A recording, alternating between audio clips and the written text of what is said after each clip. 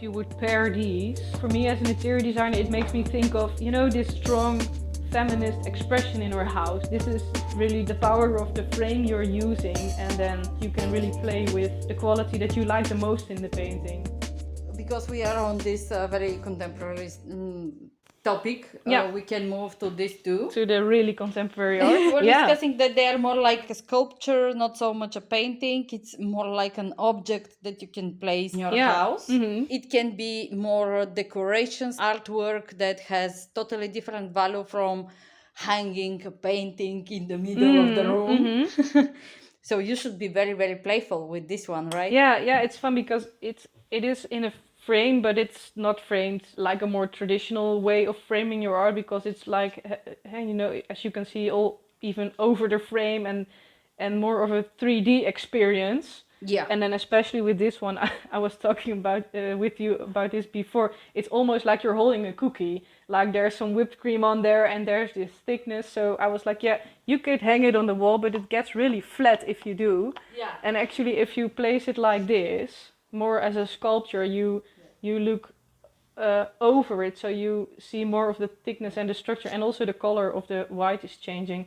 So this could be just instead of a hanging piece on your wall, just a piece on your chimney, or maybe even on a bookshelving. Or what I also liked is this contrast between this really old stuff and then this super contemporary stuff. Because it's so small, it really makes itself usable in so many different spaces, which is really nice. So this would be probably something you would have in your art collection and change around your house all the time. It's like a jewelry for the house. Yeah, right, yeah. And then you have these, which are a bit bigger. And then actually we were talking about these because at first sight it wouldn't be the case, but this one for me would be easier to place somewhere than this one, because it's so neutral in the colors. And then this is like, oh yeah, I have something yellow. If I want a bit more contrast, I put it on a colder color like this or like this.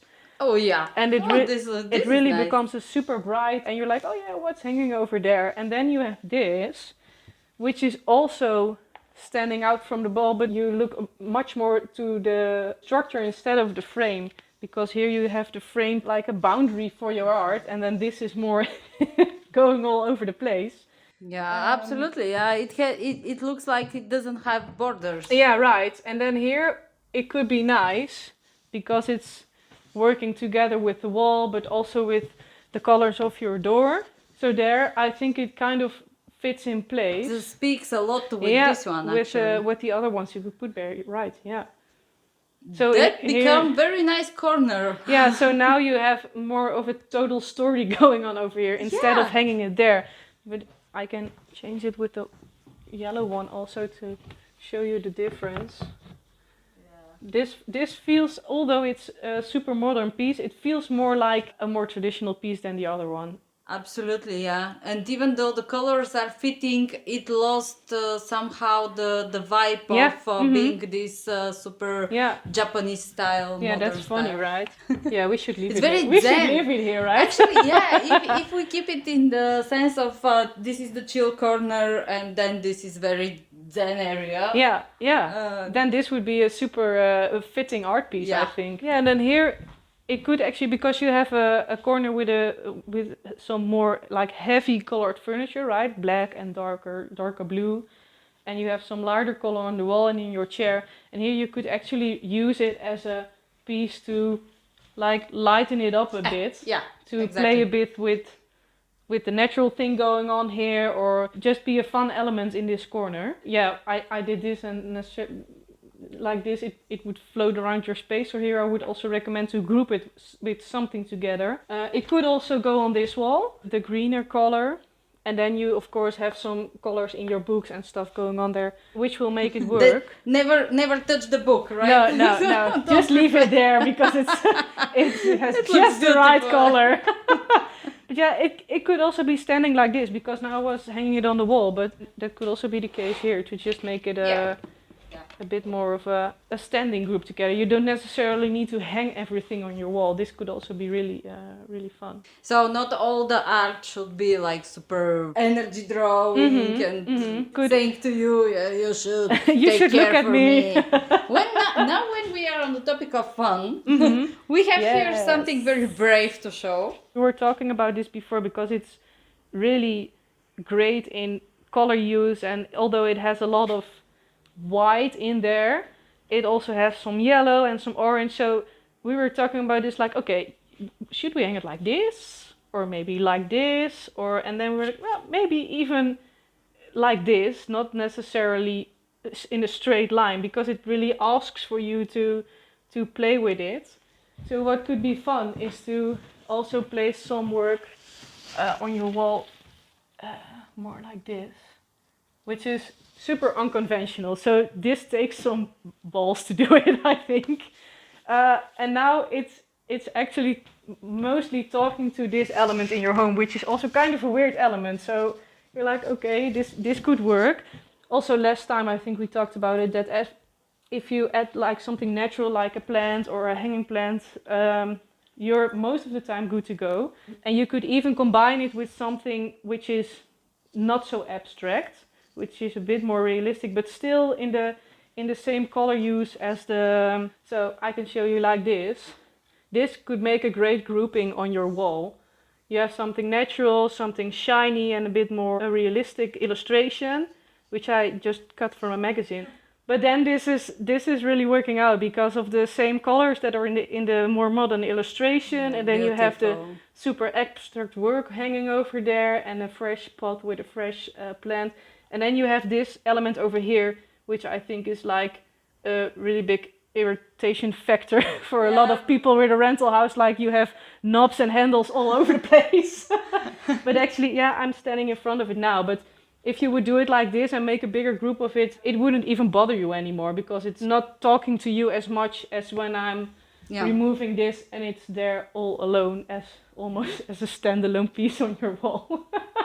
So that could be and a nice... And it's in the very center, so it's the most important part of the house, obviously.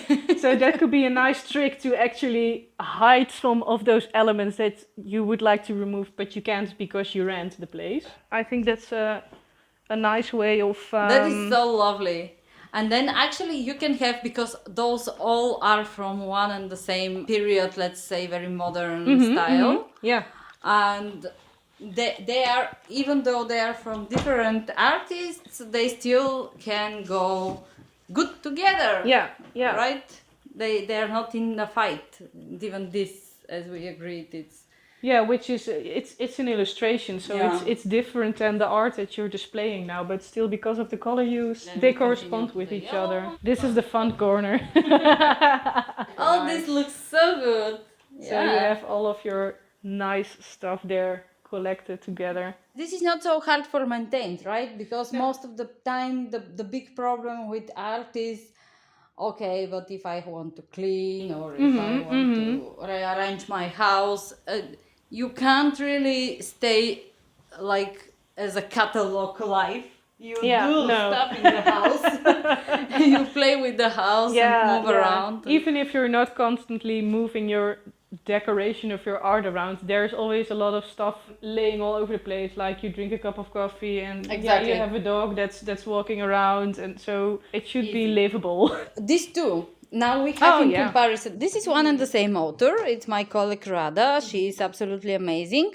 The interesting part in this combination here is that they are from different periods. This one is the most new one. It has a creo inside, but it also has mixed technique. This is very classic, not so detailed, and this as well. And it's with brave shadows and good combination of colors.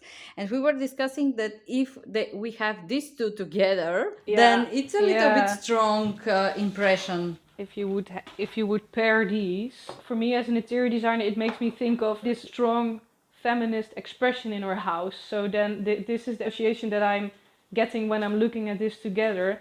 If you actually separate them and you would use some other type of frame, for example this more classic one, it looks like totally different. Before you had the black frame, which is kind of making it the whole painting more heavy and more dark. Yeah, right. And strong, now, independent woman. yeah, I can do my own business. Yes, exactly. And then this makes it so much more softer, this classic it looks frame. even tasty, like she just finished eating strawberries. Yeah, right. Yeah. It just feels so much softer in general. So this is the power of the frame you're using, and then thinking about, okay, what would I like the art to express, next to, of course, the message that's mostly already in there from the painter herself. You can really play with the quality that you like the most in the painting. But now with these two frames, they will not go anymore together. No, that would be kind of weird, because then you really get this total opposite they're like totally different styles. Yeah. Although made by the same artist, so that's really something to consider when you buy something, to play with the style of the frame. We were talking that okay, this is for some independent home and somebody who is very brave and so on, but actually once it is here alone, it goes it even very nice. Yeah, and it very even quiet. feels like someone that just wants to check out for a moment and lay down. Instead of the more harder energy it was having before, together with the other painting. Yeah, and also as you said, this wall already has inside pink. Yeah, now it's not the frame that makes the painting softer, but really the color of the wall and the environment that it's placed in. And also we have the repetition of the color of the frame, what you said last time. We learned our lesson. We have elements around that repeat in the frame, and also something that repeats in the painting. As simple as that, right? Yeah. And then we could maybe the color, the softness that was in here, and then this is of course a different style now, but this is also really beautiful over here, I think. Here the accent is not the frame anymore. It's really framing, about what's in there. It's about the content, And it still goes very well with the paintings that we already put over there. Although it's a different style, because of the colors, it goes super nice together. Yeah, artists can go together without definitely. any problem. They can talk to each other through art, which is great.